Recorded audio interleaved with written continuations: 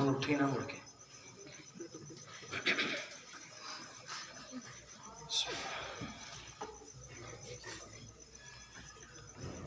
جس نے پیسے نہیں دیے نا مدرسے کے لیے وہ پیسے کٹ لو تو ان میں چھٹنا نہیں ہے. ہاں یہ مولانا نے نا ہم سب پر احسان کیا ہے. تسی سمجھ دو مولوی صاحب نے اپنے واسطے منگیا, اپنے واسطے نہیں منگیا. تہاڈا پیسہ تہاڈے نام تے اسٹیٹ بینک آف آخر چ جمع کیتا.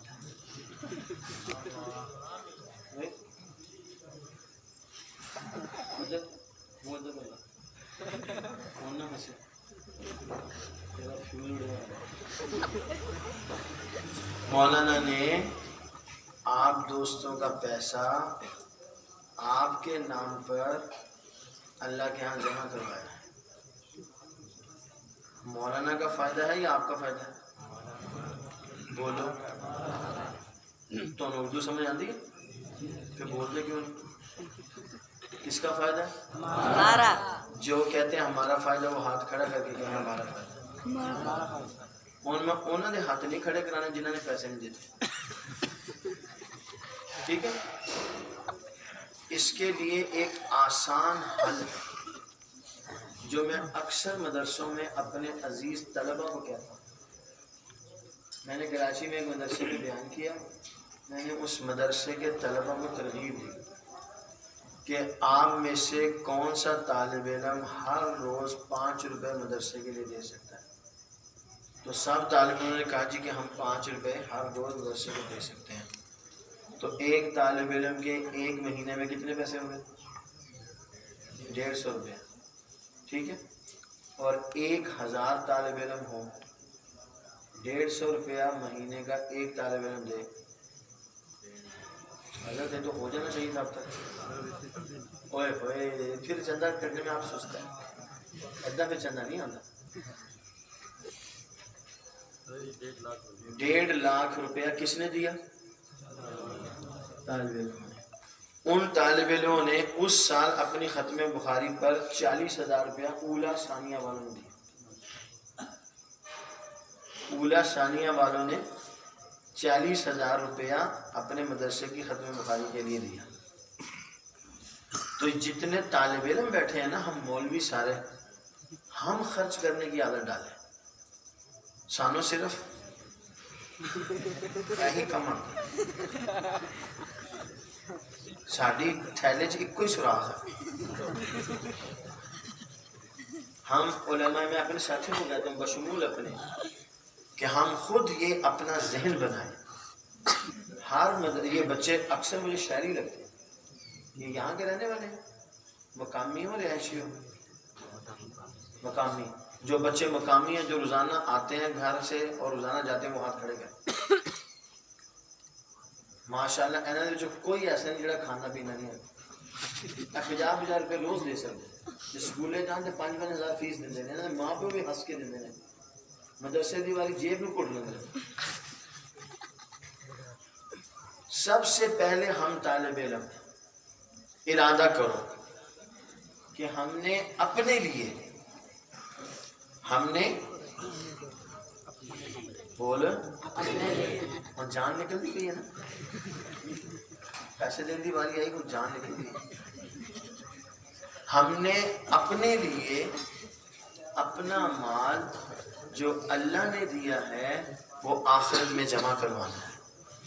یہ اس وقت ہمیں ملے گا جب ہمیں اس کی ضرورت ہے. یہ بالکل ایسی ہے جیسے ہم کمیٹی ڈالتے ہیں. ایک آدمی کمیٹی آپ کی جمع کرتا ہے 1000 روپیہ. بھائی یہ جو شور کر رہے ہیں نا خاموش ہو جاؤ.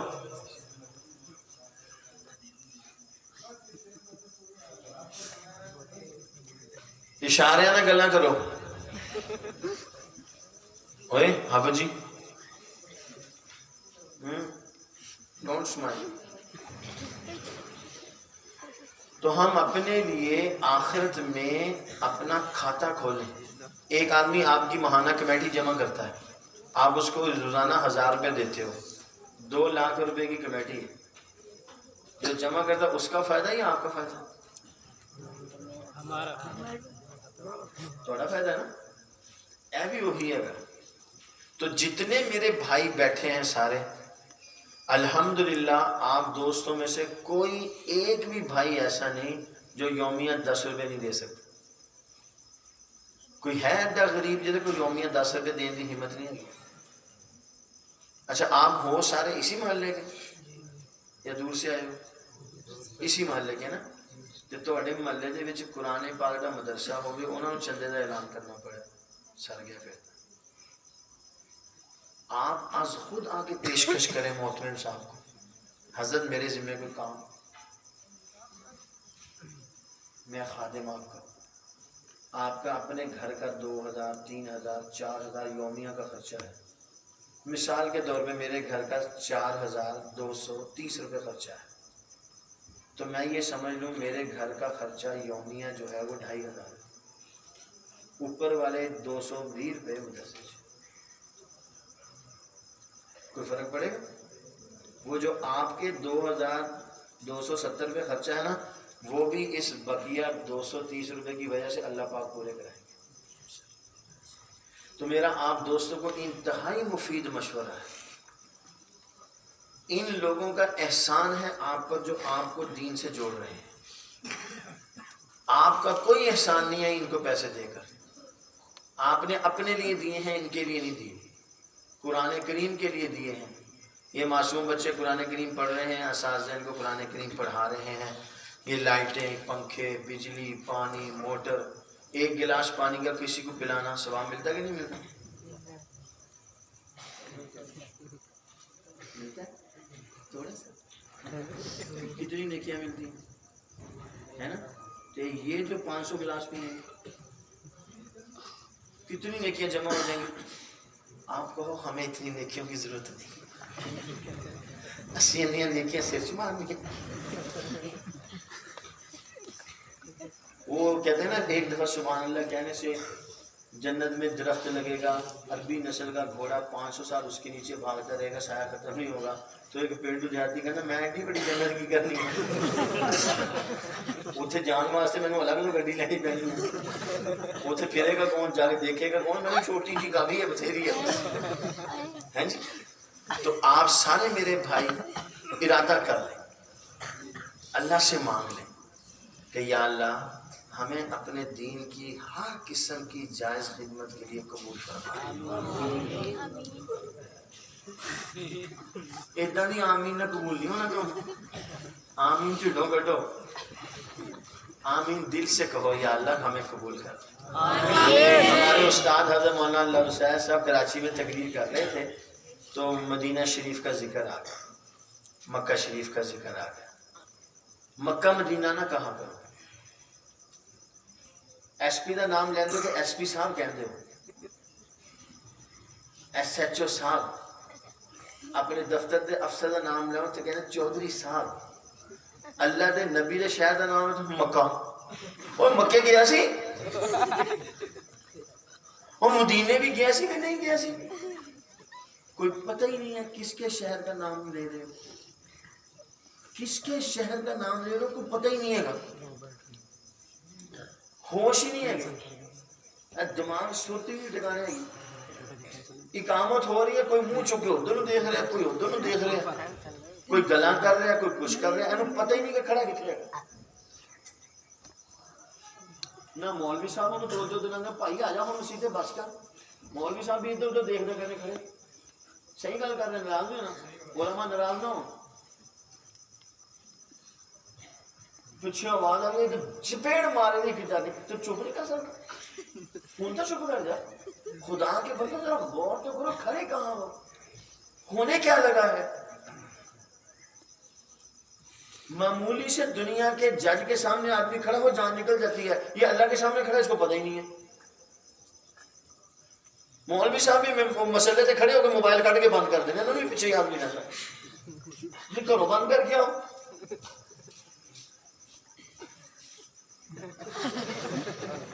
سوئی میں نے غلط طرف چلے گی معافی چاہتا ہوں، لیکن کیا کہتے ہوں تو نے پیرا میں اللہ واسطے معاف کر دیا،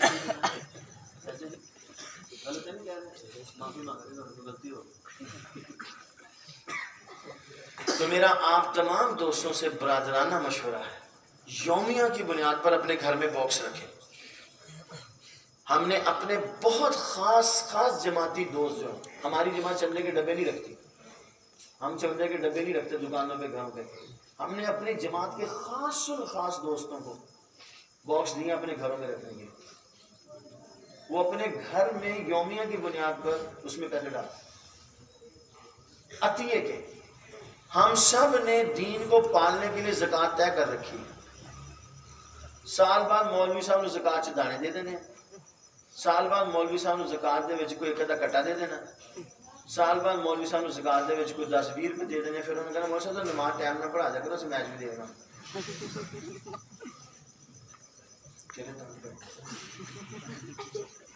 ہے نا؟ یومیہ کی بنیاد پر عطیے کی مد میں اپنے گھر میں چھوٹا سا باکس رکھو، ڈبہ رکھو، 5 روپے ڈال دو، 10 روپے ڈال دو، 20 روپے ڈال دو، مہینے کے بعد وہ ڈبہ کھولو، 1000 1200 1500 وہ مدرسے میں لا کے دو، مولانا یہ اللہ کے لیے قبول کر۔ میں ایک دوست کے پاس گیا، اس نے ماشاءاللہ پیسے دیے جماعت کے لیے، مولانا اس کی آنکھوں میں آنسو، پیسے دیے اس نے، اس کی آنکھوں میں آنسو، کہنے لگا مولانا بس دعا کرے اللہ اسے قبول کر، یہ کچھ بھی نہیں ہے، جان دے دے تب بھی دین کا حق ادا نہیں۔ یہ خون دے کے دین ہم تک آیا ہے، اسی 5 روپے نہیں دے سکتے۔ آپ کے پیسے دینے سے نہیں مدرسہ چلنا، آپ کے پیسے روک لینے سے مدرسہ نہیں روکنا۔ اے گل پکی ہے کہ پرویز مشرف نے کتنا زور لایا، مدرسے موکے بھائی جان، مدرسے موکے، وہ آپ سلام مک گیا، انہوں اپنی جان دے لالے پہ ہوئے ہیں، وہ مرنا چاہتا مر نہیں رہا، وہ مرنا چاہتا ہے اسے موت نہیں آ رہی، اس کی موت نے بھی ہڑتال کی ہوئی ہے، حج نہیں جانا ہو جائے۔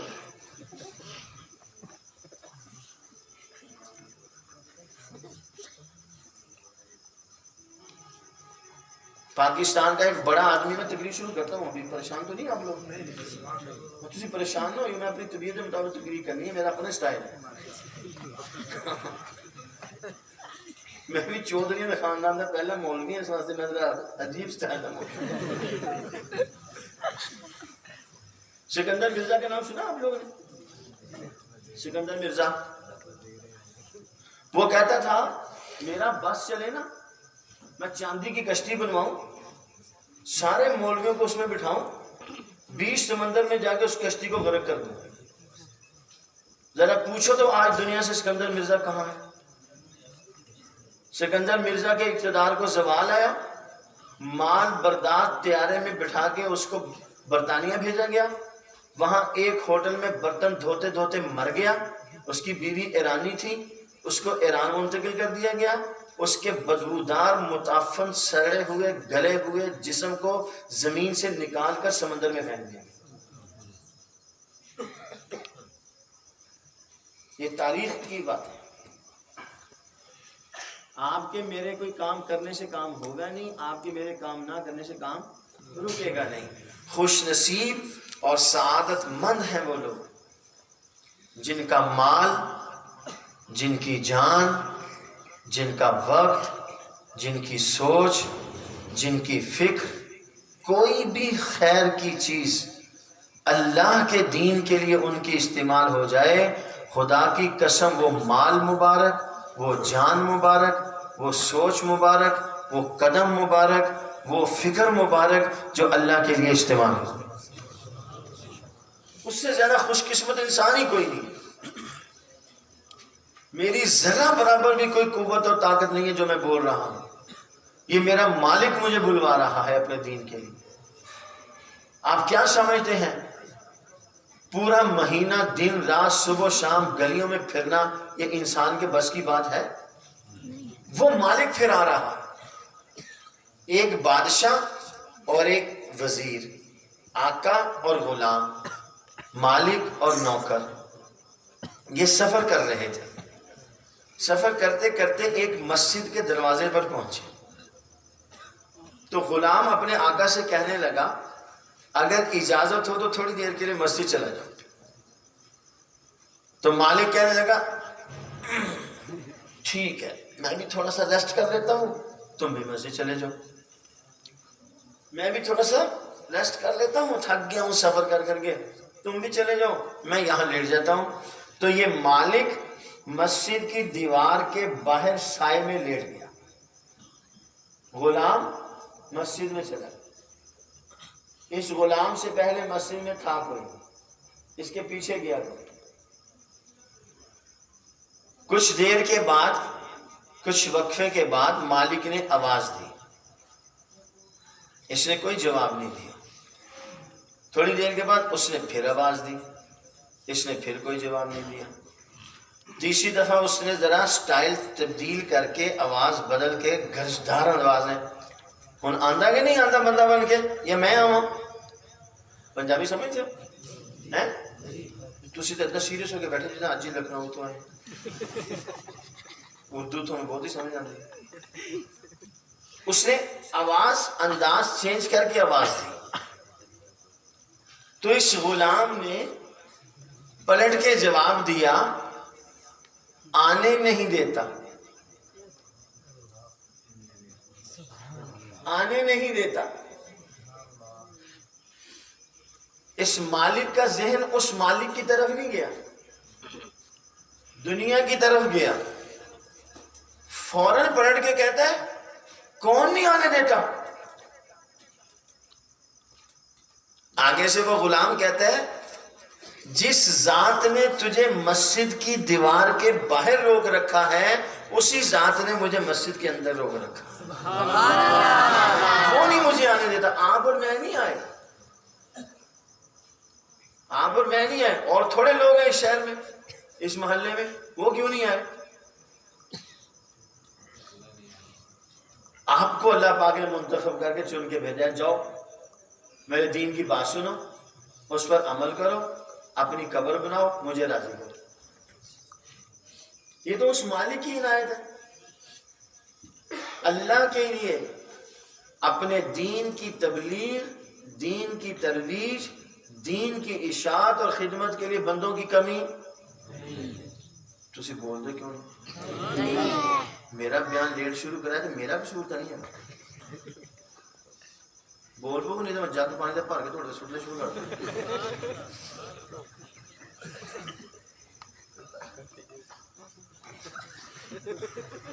میں آپ سے معافی چاہتا ہوں, میں پتہ نہیں آپ کو یہ میرا انداز اچھا لگتا ہے یا نہیں اچھا لگتا.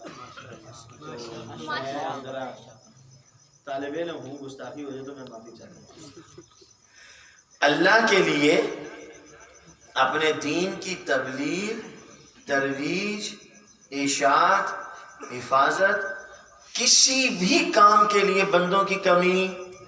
سارے بولو ایسے نہیں کام چلے گا. جلدی جلدی میرے ساتھ بولو, میں تقریر شروع کروں.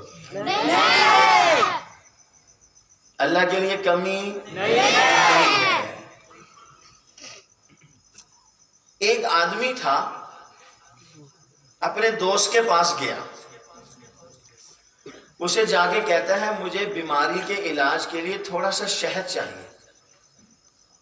تو دوست نے کہا یار اتفاق کی بات ہے, شہد ختم ہو گیا ہے, میں تمہیں ایک اچھا مشورہ دیتا ہوں. اور وہ مشورہ یہ ہے کہ ایک صاحب ثروت آدمی مال تجارت لے کر آ رہا ہے. اس قافلے کا مالک سخی بھی ہے اور اس تجارت کے قافلے میں شہد بھی ہے. شہد نہ ہوتا تو بھی مسئلہ تھا, مالک شیخ ہوتا تو بھی مسئلہ تھا. کوئی شیخ بیٹھا ہو جو پریشان ہو, میں خود شیخ, میں نے اس لیے اپنی بات کی. لہذا تھوڑے جو کوئی شیخ ہے جنہیں ہنسے نے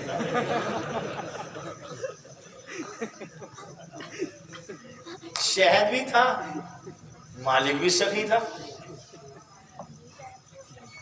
تو کوئی پرابلم نہیں تھی کہ شہد نہیں ملے گا. اوے پتر اور میرے شیر تھوڑی دیر چپ کر دے, نہیں تھا پھر اچھے.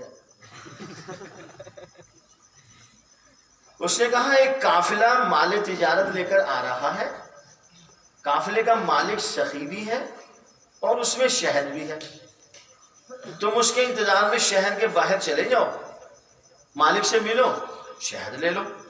اب اگلا جملہ ذرا غور سے سنیے، ضرورت مند آدمی دیوانہ ہوتا ہے۔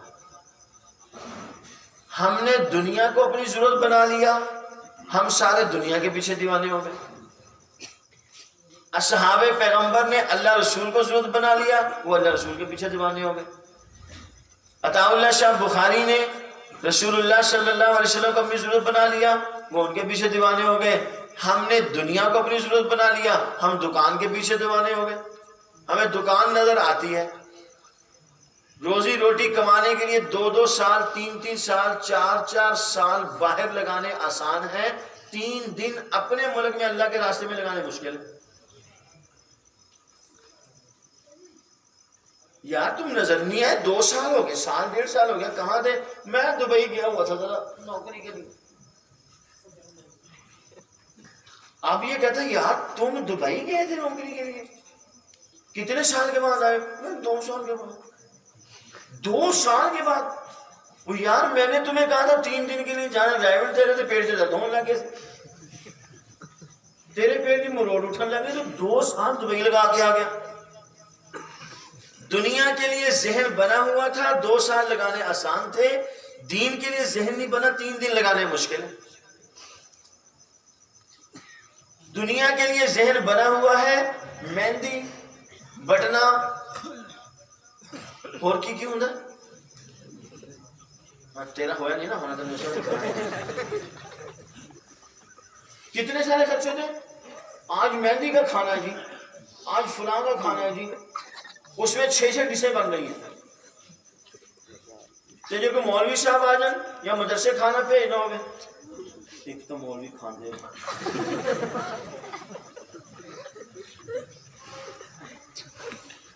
چلو بھیجو انہوں نے چنیا کا پلاؤ بنا کر بھیجو، اپنے واسطے بکرے کا پلاؤ، دیسی مرغے کا پلاؤ، اے قرآن کریم پڑھنے والے واسطے وہ چنے جڑے گلدے ہی نہیں، وہ سلا ککر بھی کہتا یار انہوں نے گھٹ میری جان چھڑ،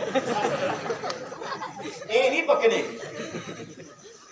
وہ چنے مولوی صاحب نے کھلانے حافظ صاحب نے، پر حافظ صاحب نے اندر کٹر ایسے لگے ہوئے ہیں اللہ پاک انہوں نے بھی پیس دیتا۔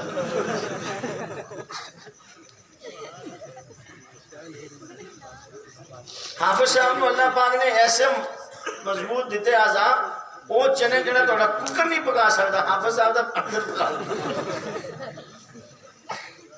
ضرورت مند آدمی دیوانہ ہوتا ہے۔ ہم نے دنیا کو اپنی ضرورت بنا لیا، ہم سارے دنیا کے پیچھے پاگل ہو گئے۔ دین کے لیے وقت لگانا، مال لگانا، جان لگانا مشکل۔ ابھی 27-28 تاریخ کو چناب نگر میں ختم نور کانفرنس ہو رہی ہے، ابھی اعلان کرو 500-700 1000 روپیہ آنے جانے کا کرایہ ہے، 2 دن کے لیے جانا ہے، تو ادھے آنے تو ویسے ٹھلے ہو جانا،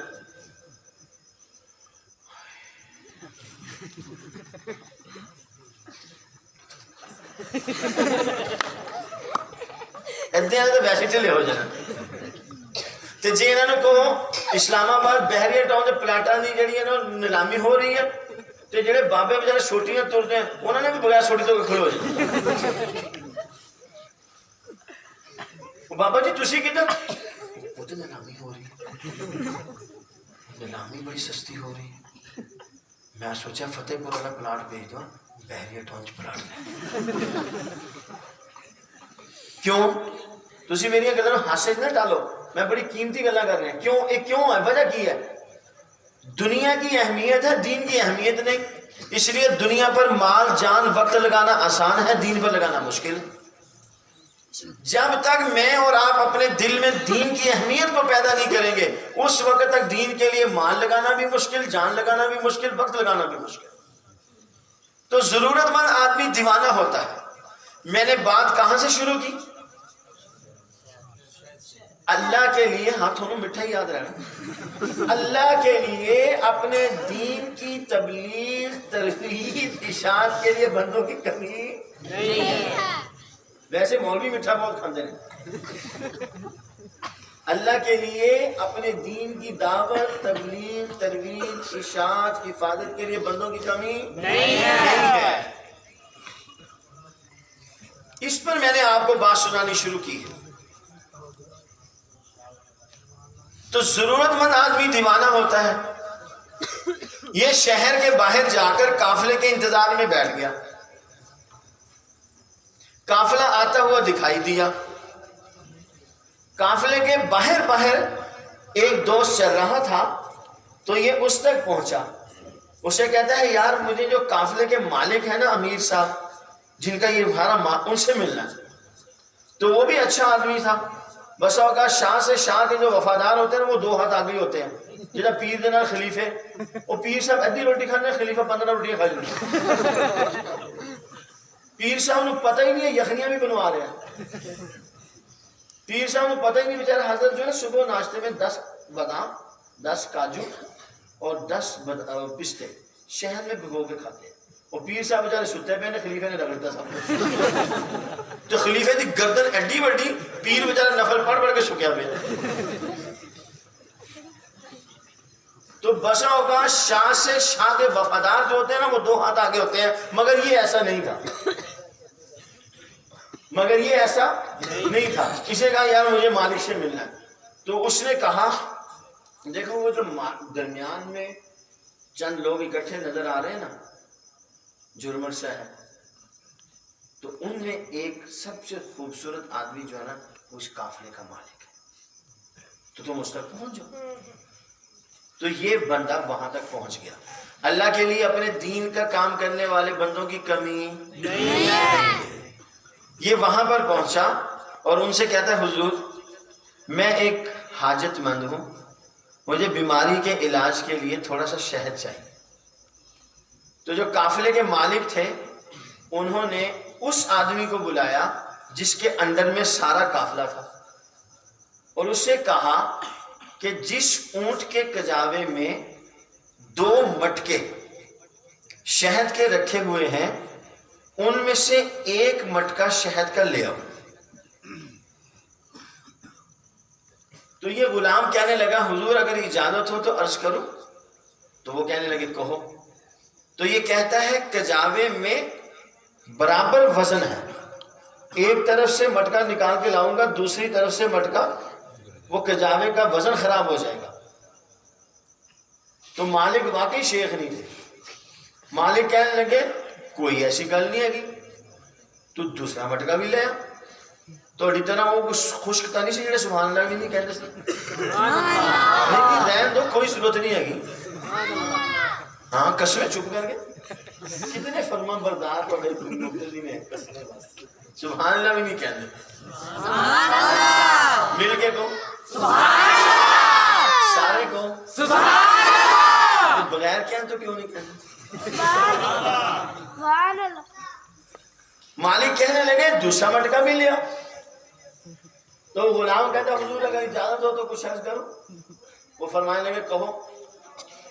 تو غلام اس آنے والے بندے کی طرف اشارہ کر کے کہتا ہے حضور یہ اتنا دبلا پتلا کمزور یہ اتنے بھاری بھاری 2 مٹکے اٹھائے گا کیسے؟ اٹھائے گا کیسے؟ مالک کہنے لگے اس میں بھی کوئی پریشانی والی بات نہیں ہے، جس اونٹ پر یہ کجاوا رکھا ہوا تم وہ اونٹ بھی لے آؤ، اونٹ بھی لے آؤ۔ تو یہ غلام جلدی سے گیا اور اونٹ کو لے آیا اور اس آدمی کو پکڑایا اور اس کو کہا بھائی تو یہاں سے جلدی سے چلا جا، تیری مہربانی پیچھے مڑ کے نہ دیکھ، اللہ دی واسطہ تینوں اور بھی کچھ چاہیے تو لیلا پر تو اتنے نہ کھڑا ہو۔ پکڑائی رسی اور اس کو کہا جی سی آف اللہ حافظ گڈ بائی، آؤٹ، دوڑ جا دوڑ جا۔ اس کو رخصت کیا، مالک کے سامنے آ گیا۔ مالک کہنے لگے میں نے آپ کو یہ کہا 1 مٹکا لے آپ نے کہا وزن خراب ہو جائے گا، میں نے کہا دوسرا لے آپ نے کہا اٹھائے گا کیسے، میں نے کہا اونٹ بھی لے آؤ، تو آپ جلدی سے گئے اور اس کو جلدی سے رخصت کر دیا، کیوں؟ وہ کہنے لگا غلام اللہ کے لیے اپنے دین کے بندوں کی کمی ان کا کام کرنے والے بندوں کی کمی نہیں ہے، مال والوں کی کمی نہیں ہے۔ آپ کو مجھے تصور بھی نہیں ہوگا خدا کی قسم کہ اللہ پاک کہاں سے پیسے بھیجیں گے۔ یہ مولانا فرمانے 40 سے 45 لاکھ روپے لگ گیا، جس اس مجمع میں سے جس نے 50,000 1 لاکھ 2 لاکھ دیا ہوگا اس کو پتا ہوگا۔ اللہ پاک نے کھڑا کرا دیا مسجد بھی مدرسہ بھی۔ میں نے جو تمہیں کہا تم نے اس کو جلدی سے رسی پکڑا کے دوسرے کر دیا، کیوں؟ وہ غلام کہنے لگا حضور آپ نے مجھے کہا 1 مٹکا لے آؤ تو میں نے یہ کہا، آپ نے کہا دوسرا لے آؤ تو میں نے یہ کہا، آپ نے کہا اونٹ بھی لے آؤ وہ اس کو دے دو، تو میں جلدی سے اس کو رخصت کر کے آپ کی طرف اس لیے آ گیا کہ کہیں وہ بندہ یہ نہ کہتے مجھے تو اونٹ سے ڈر لگتا ہے اور آپ مجھے کہتے تو بھی ساتھ چلا آپ مجھے کہتے تو بھی ساتھ چلا جا۔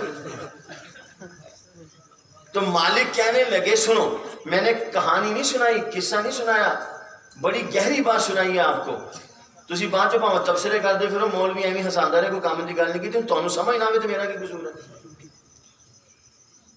میں نے دل چیر کے نکال کے رکھ دیا آپ کے سامنے۔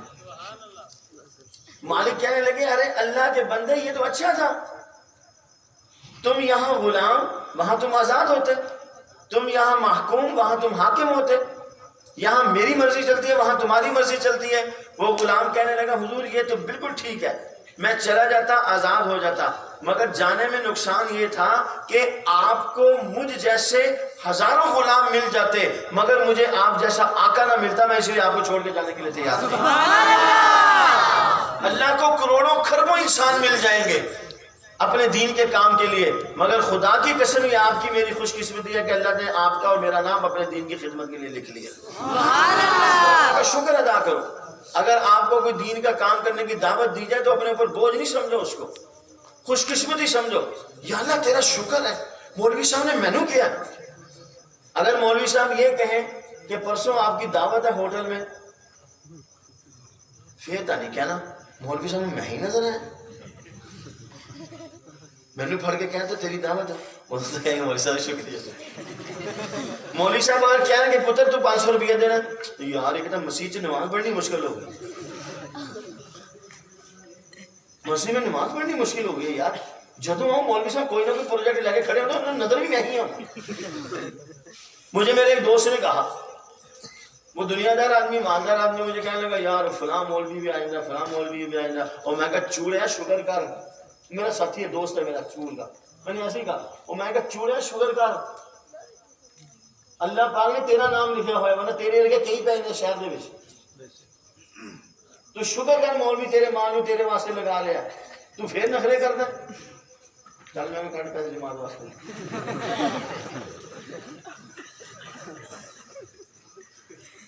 تو میں مولوی صاحب کا شکریہ ادا کرتا ہوں دل سے، انہوں نے اس پروگرام میں یہ بات کی، ہمارا حصہ ڈلوا دیا۔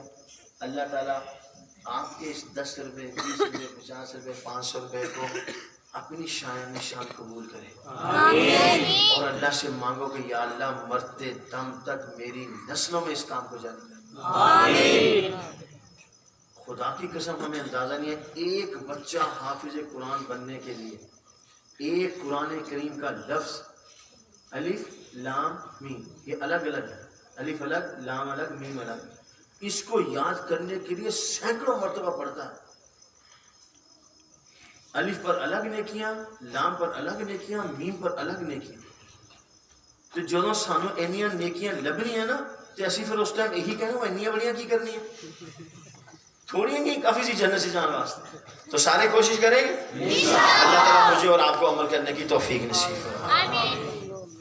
نحمده ونصلي ونسلم على رسوله الكريم اما بعد فاعوذ بالله من الشيطان الرجيم بسم الله الرحمن الرحيم وقوله منا قتلنا المسيح عيسى ابن مريم رسول الله وما قتلوه وما صلبوه قال رسول الله صلى الله عليه وسلم والذي نفسي بيده ليوشكن أن ينزل فيكم ابن مريم حكما عدلا أو كما قال عليه الصلاة والسلام۔ میرے انتہائی واجب الاحترام لائق عزت تکریم حضرات علماء کرام، سامعین محترم، بزرگان ملت، برادران عزیز، میں بہت ہی زیادہ شکر گزار ہوں اپنے مولانا ساجد صاحب کا اور ان کے استاذ محترم اس مدرسے کے محتمم دام اللہ فیوزہم کا، جنہوں نے اس بابرکت اور نورانی مجلس میں مجھے بھی حاضری کا موقع دیا۔ حق تعالی شانہ ان کی محنت کو، ان کی لگن اور فکر کو اپنی بارگاہ میں شرف قبولیت نصیب فرمائے۔ الحمدللہ ہم سب مسلمان ہیں، اس بات پر ہم سب مسلمانوں کا ایمان ہے کہ دنیا میں آنے والے سب سے پہلے نبی سیدنا آدم علیہ السلام ہیں۔ دنیا میں اس وقت 3 مذاہب ہیں، آسمانی مذاہب۔ سب سے قدیم ترین آسمانی مذہب یہودیت ہے، اس کے بعد عیسائیت ہے، اس کے بعد اسلام ہے۔ ان تینوں آسمانی مذاہب کا اس بات پر اتفاق ہے کہ دنیا میں آنے والے سب سے پہلے نبی آدم علیہ السلام۔ یہودیت کا بھی اس بات پر اتفاق، عیسائیت کا بھی اس بات پر اتفاق اور اسلام کا بھی اس بات پر اتفاق ہے کہ دنیا میں آنے والے سب سے پہلے نبی آدم علیہ السلام ہے۔ سوال یہ ہے کہ دنیا میں آپ جس کام پر بھی نظر کریں گے، آپ کو ہر کام کی ابتدا اور انتہا نظر آئے گی۔ آپ کا یہ جلسہ شروع ہوا، اس کی ابتدا تھی، دعا ہو جائے گی، اس کا اختتام ہو جائے گا۔ آپ نے اللہ اکبر کہہ کے نماز کی ابتدا کی، سلام پھیر کے انتہا کر دی۔ دنیا میں ہر چیز کی ابتدا بھی ہے اور انتہا بھی ہے۔ اسی اصول پر نبوت اور رسالت کے سلسلے کی ابتدا بھی ہے اور انتہا بھی ہے۔ تینوں آسمانی مذاہب نے ابتدا متعین کر دی کہ ابتدا سیدنا آدم علیہ السلام سے ہے۔ یہودیت بھی یہی کہتی ہے کہ سب سے پہلے نبی آدم علیہ السلام، عیسائیت بھی یہی کہتی ہے سب سے پہلے نبی آدم علیہ السلام، اسلام بھی یہی کہتا ہے کہ سب سے پہلے نبی آدم علیہ السلام۔ سوال یہ ہے کہ اس سلسلہ نبوت اور رسالت کی انتہا کس پر ہے؟ کیا یہودیت نے یہ کہا کہ موسیٰ علیہ السلام آخری نبی ہیں؟ کیا عیسائیت نے یہ کہا کہ عیسیٰ علیہ السلام آخری نبی ہیں؟ کیا اسلام نے یہ کہا محمد الرسول اللہ اللہ کے آخری نبی ہیں؟ کیا موسیٰ علیہ السلام نے یہ بات کہی کہ تورات آخری کتاب ہے؟ کیا عیسیٰ علیہ السلام نے یہ بات کہی کہ انجیل آخری کتاب ہے؟ کیا محمد الرسول اللہ صلی اللہ علیہ وسلم نے یہ بات کہی کہ قرآن کریم آسمانی کتابوں میں سے آخری کتاب ہے؟ کیا یہودیت نے یہ کہا کہ موسیٰ علیہ السلام نبی ہیں آخری؟ کیا انجیل نے یہ کہا کہ عیسیٰ علیہ السلام آخری نبی ہیں؟ کیا قرآن نے یہ کہا کہ محمد الرسول اللہ صلی اللہ علیہ وسلم آخری نبی ہیں؟ تو میں اور آپ سیدنا موسیٰ علیہ السلام کے دروازے پر جائیں تو موسیٰ علیہ السلام نے اپنے آپ کو آخری نبی نہیں کہا۔ میں اور آپ عیسیٰ علیہ السلام کے دروازے پر جائیں تو عیسیٰ علیہ السلام نے اپنے آپ کو آخری نبی نہیں کہا۔ میں اور آپ تورات سے پوچھیں تو تورات نے اپنے آپ کو آخری کتاب نہیں کہا۔ انجیل سے پوچھیں تو انجیل نے اپنے آپ کو آخری کتاب نہیں کہا۔ یہودیت نے اپنے آپ کو آخری امت نہیں کہا۔ عیسائیت نے اپنے آپ کو آخری امت نہیں کہا۔ اب آ جائیے محمد الرسول اللہ صلی اللہ علیہ وسلم کی طرف۔ محمد الرسول اللہ صلی اللہ علیہ وسلم پر آسمان سے نازل ہونے والی آخری کتاب قرآن کریم فرقان حمید، وہ اپنے آپ کو آسمانی کتابوں میں سے آخری آسمانی کتاب کہتی ہے۔ یہ کتاب محمد الرسول اللہ صلی اللہ علیہ وسلم کو آخری نبی کہتی ہے۔ یہ امت امتوں میں سے آخری امت کہلاتی ہے۔ تو دین اسلام نے یہ متعین کر دیا آخری نبی محمد صلی اللہ علیہ وسلم ہے، آخری کتاب قرآن کریم ہے۔ یہ امت امتوں میں سے آخری امت ہے۔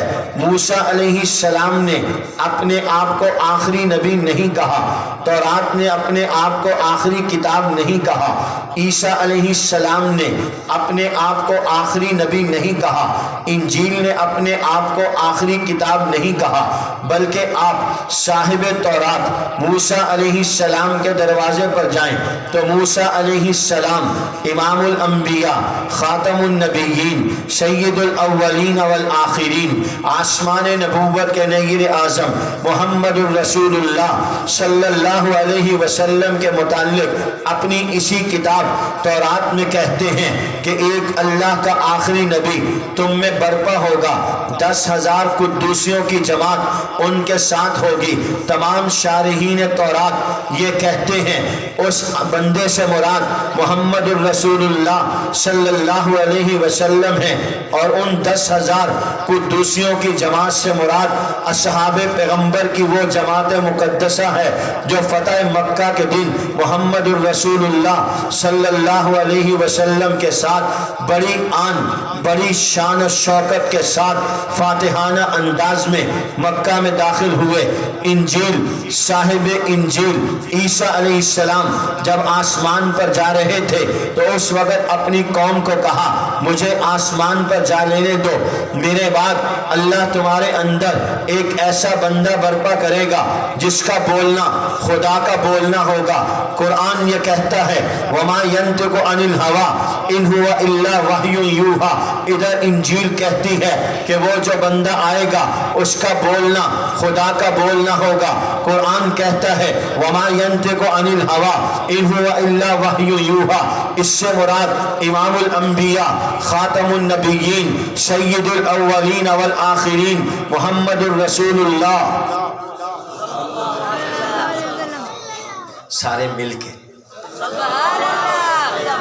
جو طالب علم تھک گئے ہیں، سو رہے ہیں، وہ بھی جاگ کے کہیں۔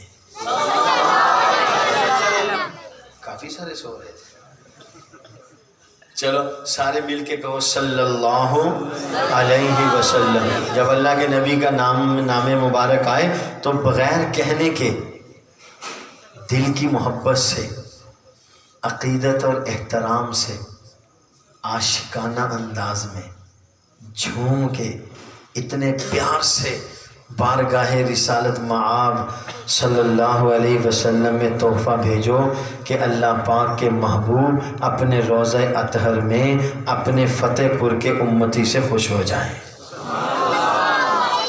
صلی اللہ علیہ وسلم، صلی اللہ علیہ وسلم، صلی اللہ علیہ وسلم۔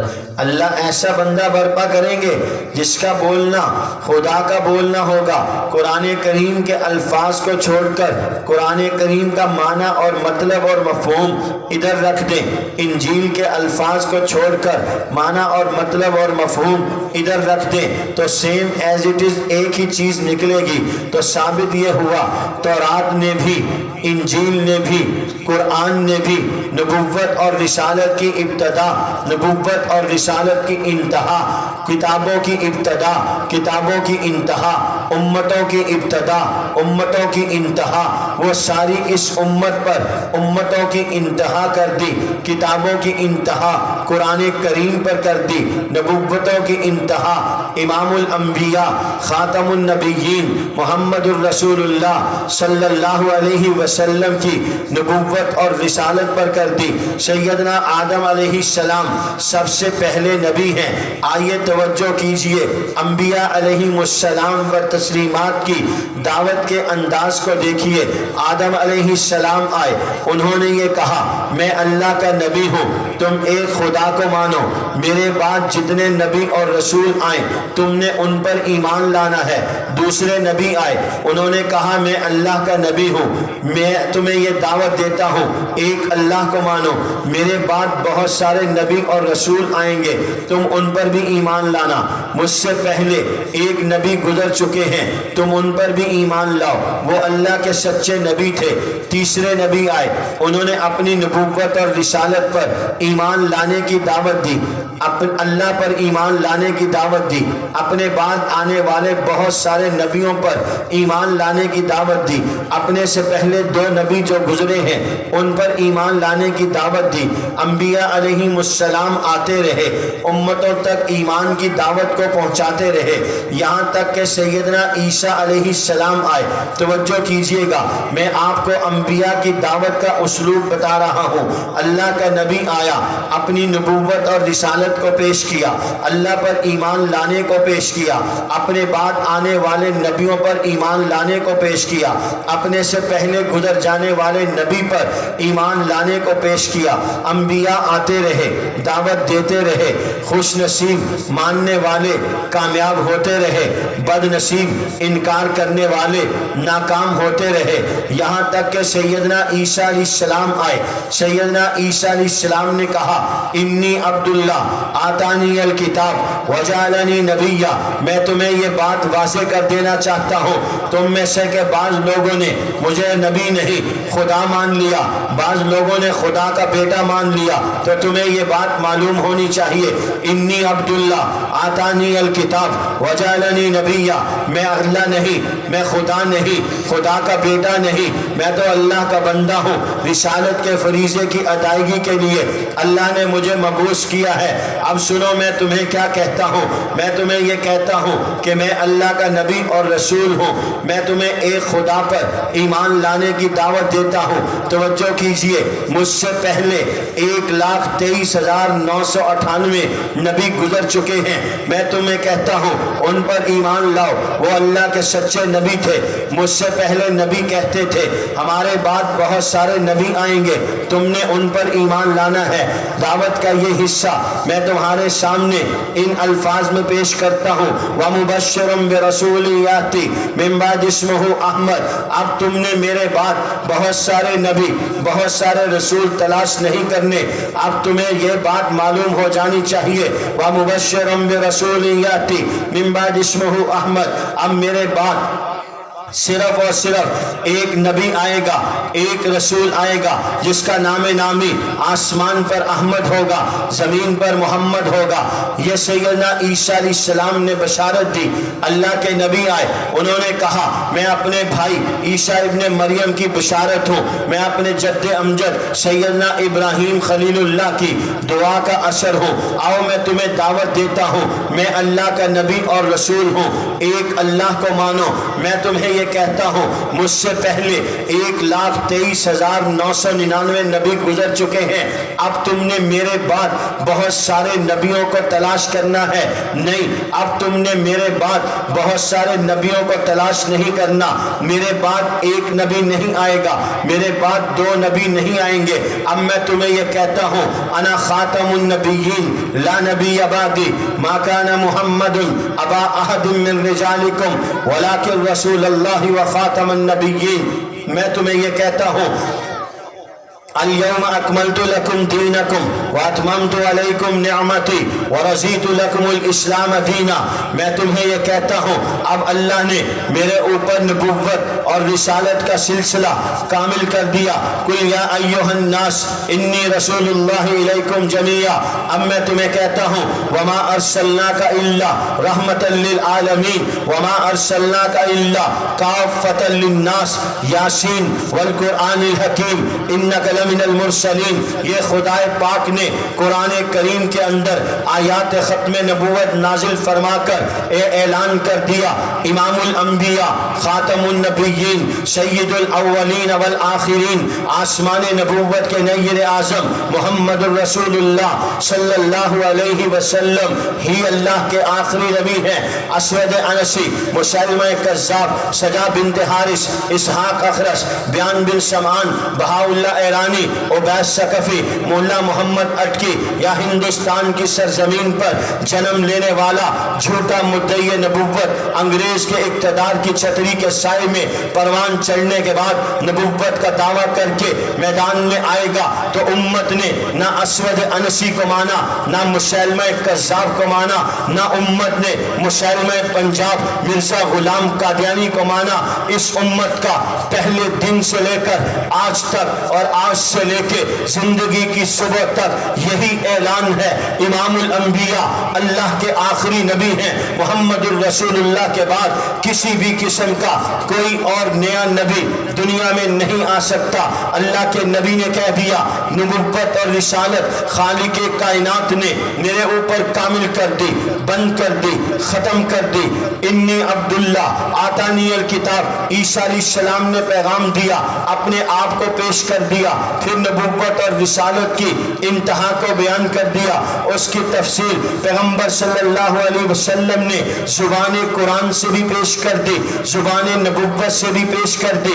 حضور فرماتے ہیں انہ سیکون فی امتی کذابون ثلاثون کلہم یزعم انہ نبی انا خاتم النبیین لا نبی بعدی ان الرسالۃ والنبوۃ قد انقطعت فلا رسول بعدی ولا نبی لو کان بعدی نبی لکان عمر۔ پیغمبر صلی اللہ علیہ وسلم نے قرآن کریم کی آیات سے ختم نبوت کے عقیدے پر مہر لگا دی، پیغمبر نے زبان نبوت سے ختم نبوت کے عقیدے پر مہر لگا دی۔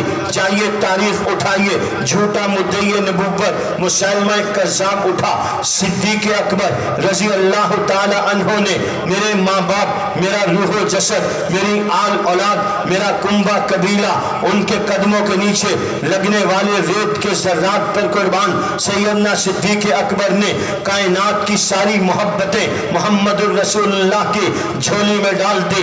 کائنات کا سارا سرمایہ جو حضرات صحابہ کرام رضوان اللہ علیہ مجمعین کی صورت میں تھا، پیغمبر کی ناموس کے دفاع کے لیے، تاج ختم نبوت کی حفاظت کے لیے یمامہ کے میدان میں جھوٹے مدعی نبوت مسلمہ کذاب کے خلاف لا کے صف ارا کر دیا اور آنے والی انسانیت کو یہ پیغام دے دیا کہ ایک مسلمان کے نزدیک اللہ کے نبی کی ناموس کل انسانیت سے زیادہ اہمیت رکھتی ہے، ایک مسلمان کے نزدیک تاج ختم نبوت کی حفاظت کل امت سے زیادہ اہمیت رکھتی ہے۔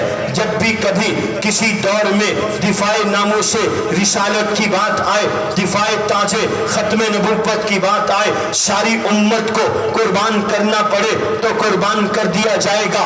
تاج ختم نبوت پر آنچ آنے کو برداشت نہیں کیا جائے گا۔ یہی سبب صدیق اکبر نے اصحاب پیغمبر کو دے کر یمامہ کے میدان میں اتار دیا۔ یمامہ کے میدان میں اترنے والے صحابہ کرام نے اس سبق کو اپنی لاشوں کے اوپر سے گزار کے دنیا کے سامنے پیش کر دیا، اپنا خون دے کر ختم نبوت کے نعرے کو ہمیشہ ہمیشہ کے لیے زندہ اور جاوید کر دیا۔ جھوٹے مدعی نبوت کے ناسور کو ختم کر کے قیامت کی صبح تک کے آنے والے مسلمان کو یہ پیغام جرأت دیا، یہ پیغام شجاعت دیا، یہ پیغام دیا کہ دنیا کی ہر چیز پیغمبر کی ناموس پر، تاج ختم نبوت کی حفاظت پر قربان کی جا سکتی ہے۔ نبی کی عزت پر آنچ آئے اسے برداشت نہیں کیا جا سکتا۔ تاج ختم نبوت کی طرف کوئی للچائی ہوئی نظروں سے دیکھے، ان نظروں کو برداشت نہیں کیا جائے گا۔ ان کی طرف کوئی قدم اٹھائے وہ قدم اٹھنے نہیں دیے جائیں گے۔ تاج ختم نبوت کو نوچنے کے لیے کوئی ہاتھ بڑھے گا، وہاں تک اس ہاتھ کو پہنچنے نہیں دیا جائے گا۔ خدا کی قسم یہ محض لفاظی نہیں کہ میں نے الفاظ جمع کیے، جملے بنائے، ان کی مالا پرو کے آپ کے گلے میں ڈال دی۔ میرے ایک ایک لفظ کے اندر، میرے ایک ایک جملے کے اندر ان عشاق پیغمبر کی وہ داستان عشق و وفا ہے جنہوں نے اپنی جان ہتھیلی پہ رکھ کے میدان کارزار میں اتر کر تاجدار ختم نبوت کی ختم نبوت پر پہرا دے کر اپنے آپ کو اللہ کے نبی کے نام پہ قربان کر کے تاریخ کے اوپر وہ احسان کیا ہے کہ آج 1450 سال گزر جانے کے بعد مکہ کی سرزمین سے، مدینہ کی سرزمین سے جو اسلام اٹھا تھا، وہ اپنی اسی آب و تاب کے ساتھ، شان و شوکت کے ساتھ، وجاہت کے ساتھ، چمکتا دمکتا مہکتا کھلا ہوا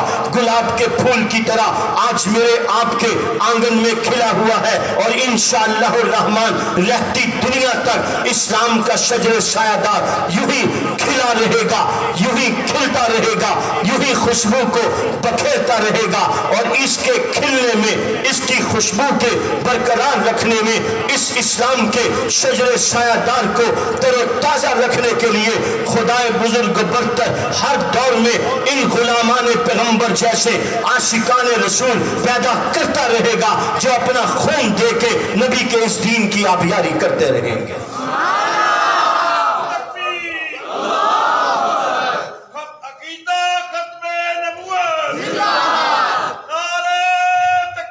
اللہ گل بھی سمجھ آ رہی تو میرا گلا بہ جائے تو پتہ ہی نہ لگے. سمجھ میں آئی بات؟ بس باتیں آپ نے بہت سن لی. میں نے کہا میرے میزبان کہیں نہ کہ انہوں نے بیان نہیں کیا اس لیے میں نے بیان بھی تھوڑا سا کر دیا. تو باتیں آپ نے بہت سن لی. باتوں سے کام نہیں چلتا. دو بندے آپس میں بیٹھے مناظرہ کر رہے تھے. ایک دلائل دے رہا تھا گلاب جامن کے ذائقے پر, دوسرے کو سمجھ نہیں آ رہا تھا. اس نے ایک دلیل دی گلاب جامن ایسی ہوتی ہے, سمجھ آئی؟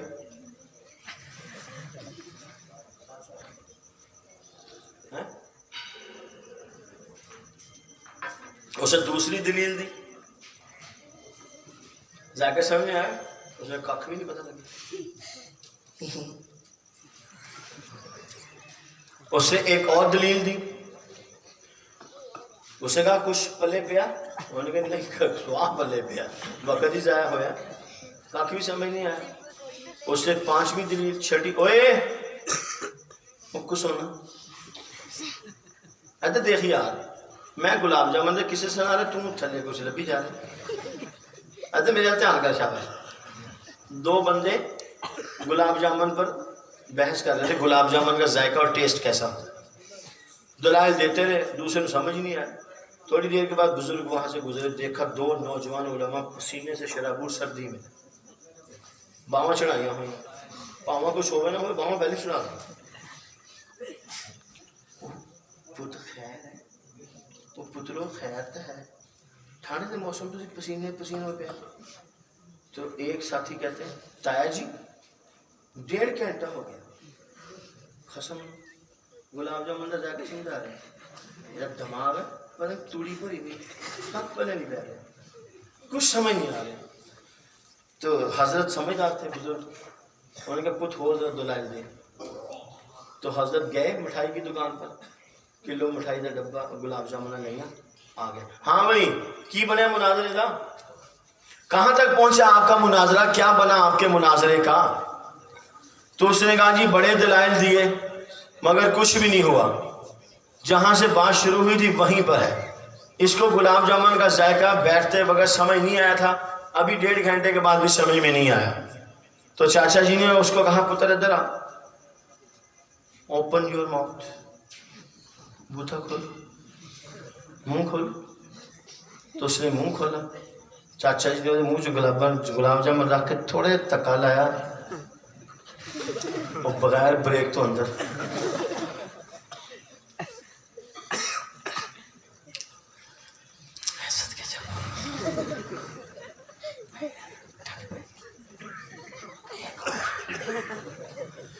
ماشاءاللہ ماشاءاللہ ماشاءاللہ, یہ تو بڑی لذیذ ہے. حسن ادھر دیکھو, حضرت ایک اور. تو حضرت نے اس کو ایک اور گلاب جامن کھلا دی. اب ذائقہ سمجھ میں آیا؟ اس نے کہا جی حضور سمجھ میں آیا.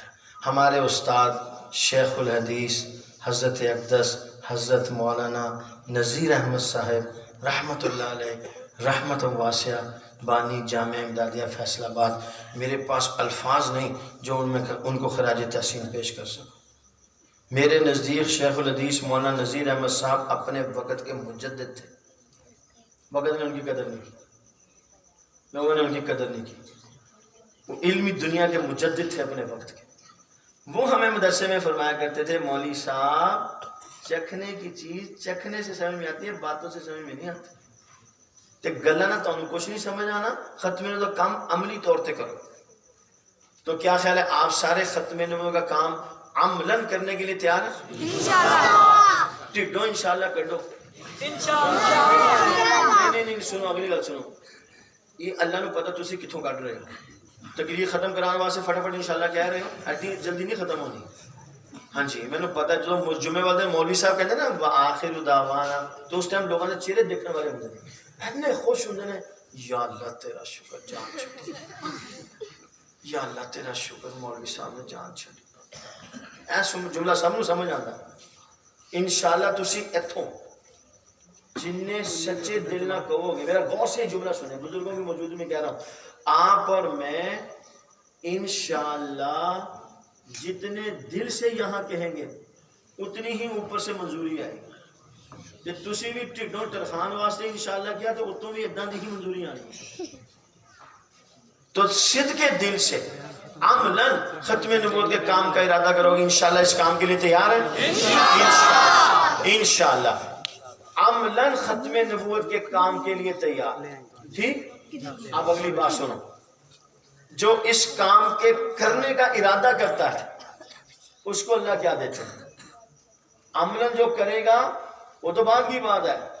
جو اس کام کو کرنے کا ارادہ کرتا ہے اس کو اللہ کیا دیں گے؟ تاریخ میں ایک بادشاہ کا نام آتا ہے عمر بن لیث. بادشاہ سلامت کا انتقال ہو گیا. بادشاہ کے دوست نے بادشاہ کو خواب میں دیکھا. اس نے کہا بادشاہ سلامت سنائیے اللہ تعالیٰ نے آپ سے کیا معاملہ کیا؟ بادشاہ کہنے لگے مجھے اللہ کے سامنے پیش کیا، اللہ پاک پروردگار عالم نے فرشتوں سے کہا کہ اس کو جنت میں لے جاؤ. کوئی حساب و کتاب نہیں، کوئی کچھ نہیں. تو دوست کہنے لگا بادشاہ سلامت کون سا عمل آپ کی بخشش کا ذریعہ بنے؟ بادشاہ کہنے لگا اعمال تو ابھی اللہ کے ہاں پیش ہی نہیں ہوئے تھے یار، یہ تو آئے ہی نہیں تھے، رجسٹر کھولے ہی نہیں انہوں نے، ترازو میں کچھ رکھا ہی نہیں، اس سے پہلے ہی اللہ نے معاف کر دیا لے جاؤ اس کو جنت میں. کہنے لگا یار کچھ تو بتاؤ ہوا کیا؟ تو بادشاہ کہنے لگا میں اپنی زندگی میں پہاڑ کی چوٹی پر کھڑا تھا، سامنے چٹیل میدان میں میری فوج تھی. اچانک میرے دل میں ایک خواہش پیدا ہوئی، میں نے اس خواہش کا اظہار اللہ کے سامنے کیا. میں نے اللہ صحیح سے کہا، میں نے کہا یا اللہ کاش میں اور میری فوج حضور علیہ السلام کے زمانے میں ہوتے تو میں اپنے آپ کو اور اپنی اس فوج کو حضور کی طرف سے حضور کے دشمنوں کے خلاف میدان میں اتار دیتا. اللہ کو میری یہ خواہش اتنی پسند آئی، اللہ نے اسی پر میری مغفرت کا فیصلہ فرمایا. یہ خواہش اتنی پسند آئی، اللہ کے نبی کی ناموس کی حفاظت، اللہ کے نبی کے دین کی حفاظت، اس پر اللہ نے بخشش فرما دی. تو جو بندہ عملاً ختم نبوت کے تحفظ کا کام کرے گا اس کی اللہ ضرور بخشش فرمائے گی. تو کیا خیال ہے اپنی جماعت عالمی مجلس تحفظ ختم نبوت کے زیر اہتمام، ان کے زیر سایہ تحفظ ختم نبوت کا کام کرنے کے لیے آپ تیار ہیں؟ یہاں کے ہمارا امیر صاحب کون ہے؟ بہت کہاں ہوتے ہیں؟ اچھا یہ ہمارے مولانا کھڑے، یہ ہمارے مولانا عالمی مجلس تحفظ ختم نبوت کے مبلغ ہیں. نوجوان ساتھی ہیں، خوب محنت کرتے ہیں. آپ ان کے ساتھ جڑیں. اسکول کالج یونیورسٹی میں پڑھنے والے دوست، مارکیٹ میں بیٹھ کر کام کرنے والے دوست، وہ ان کے ساتھ جڑیں. ماہنامہ لولاگ رسالہ 20 روپے کا مہینے کے بعد، ہفتہ روزہ ختم 15 روپے کا رسالہ ہے ہفتے کے بعد.